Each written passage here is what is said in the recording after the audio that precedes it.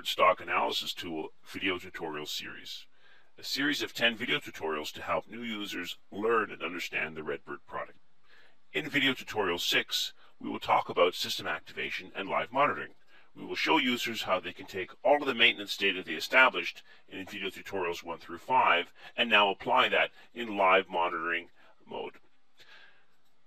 We're going to assume that users have done the following. They've set up their investment goals and risk profiles as described in tutorials 1 and 2.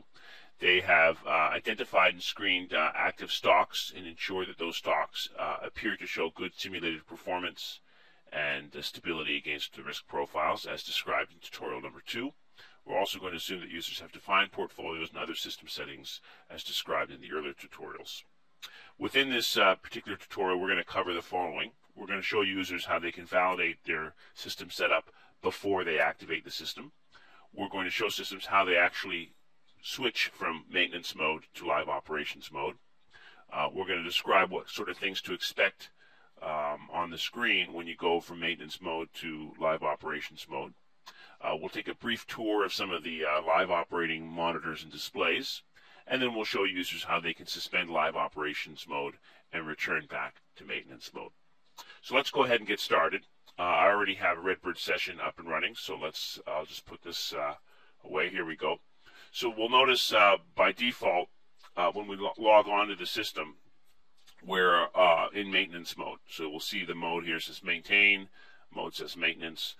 Also by default, we get the portfolio monitor as the default view. Because we are in maintain mode right now, this view is static, so it's not necessarily up to date with current market data, nor is it being automatically refreshed. So it is sort of a static view based on the last time a system update was performed. Okay, so before we move the system to operations mode, we want to just confirm a few things in the initial setup. So let's go ahead and do that.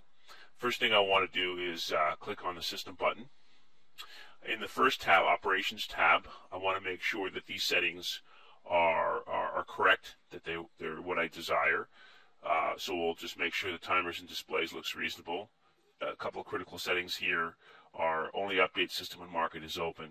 So what that means is if I were to select that, then the system would not go out and fetch market data and updates if the stock markets were not currently open. Okay, so that looks fine. I think the rest of it looks fine. We'll just click over to risk profiles here. And again, risk profiles are where we establish target investment goals or target performance that we desire in each of our risk strategies. So we had set these up in one of the earlier tutorials.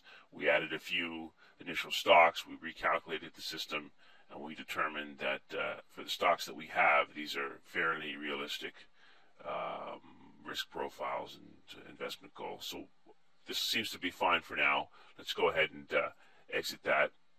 The next thing we want to do is just make sure our personal portfolio and stock list is correct. So I click on the portfolios button.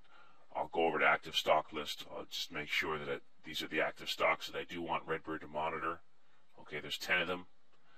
If I then click over to portfolios tab, I'll notice I have 2 portfolios in the system. The first one has 3 stocks. The second one has 2 stocks. The first one is a public portfolio, which means any user can see it if they signed into this installation. And the second one is a private portfolio assigned to investor 1. Okay, so we've got portfolio stocks.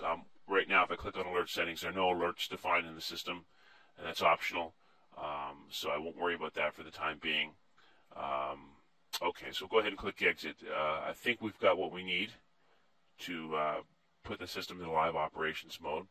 So to do that, it's as simple as taking the mode switch here and sliding it to operate button. As soon as I do that, you'll notice that there's some buttons that have been disabled at the top, so I can't change any system settings. Okay, the mode here says operations.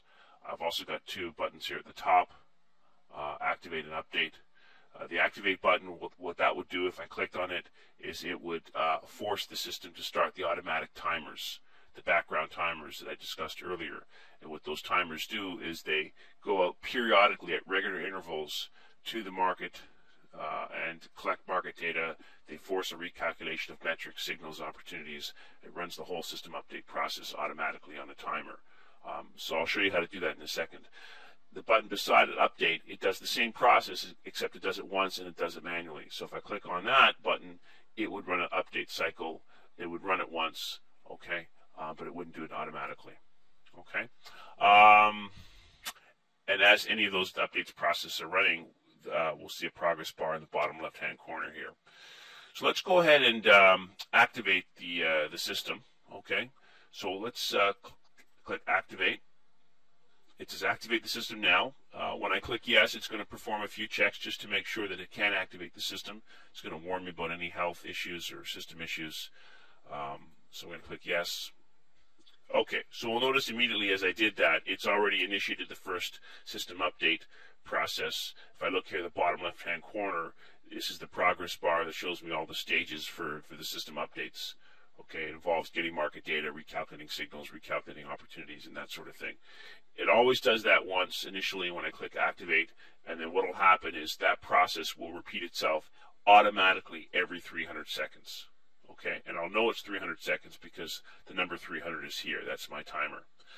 The number beside it here, 20, is how long the last update took. So the update I just did right now took 20 seconds, and it's set to repeat every 300 seconds. So that's a pretty good ratio. Okay, so that's it in terms of activation. Let's just briefly look at the monitors across the top here. We've got 7 monitors. The first one outlines the view of each portfolio that we have. I can scroll through each portfolio, and beside each stock, it shows us the price, whether we have any holdings, whether there's any alerts or opportunities for buy and sell and that sort of thing. I think in tutorial number 8, we go into a lot more detail on the portfolio monitor. If I click on the opportunities and alerts, this is a really 3 views in one. It's a chronological or historical listing of all the buy-sell opportunities, recommendations, and alerts that we have. We described those concepts earlier. Okay, so I won't talk about them again. But if you wanted to get some details on any new buy-sell opportunities, you would get them here. I think in the next tutorial we go into a lot more detail about opportunities and recommendations. So I'll skip that for now.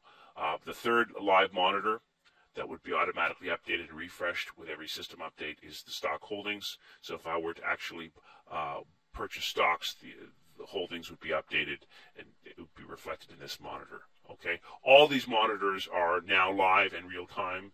So every time there's a system update, all this refreshes automatically. Okay, I could walk away from the computer, come back in 3 or 4 minutes, and there would be updates to this. Count transactions, any simulated buy, sells, deposit cash will be reflected here. The stock monitor has the stock chart data, a lot of details for each individual stock that we're monitoring, including indicators of buy-sell opportunities and other data. We get into a lot more detail on stock monitor in tutorial number 7 or 8, I believe. Metrics and simulations, all the performance metrics, statistics about performance in accordance with investment goals, all that is here, simulated versus actual performance. We discussed this heavily, I believe, in tutorial number 10. And then system info has a number of statistics about the overall system. Some of the critical ones are system health, okay? We discussed that a little bit more in one of the later tutorials. And other data about new opportunities and alerts. Okay, so I just briefly gave an overview of each of the live monitor displays, and there's more details in some of the subsequent tutorials on each of those monitors. The other thing to mention here is how do we then go from live operations mode back to maintenance mode? That's a pretty simple procedure. What we would do, obviously, is we'd wait for any system update process to finish. So if there's a process running currently right now, we need that to finish. If we tried to move it back to maintenance mode or suspend it while it was running an update process, it would warn us. So at this present time, it says idle, which means it's not running a current update process. So we'll go ahead and first thing we'll do is we'll click the suspend button. Okay, so we'll suspend any automated timers. Now that we've done that, okay, you'll notice that the system status is now inactive, which means it's not running the automatic timers, and we can take the mode switch and slide it back to maintain mode.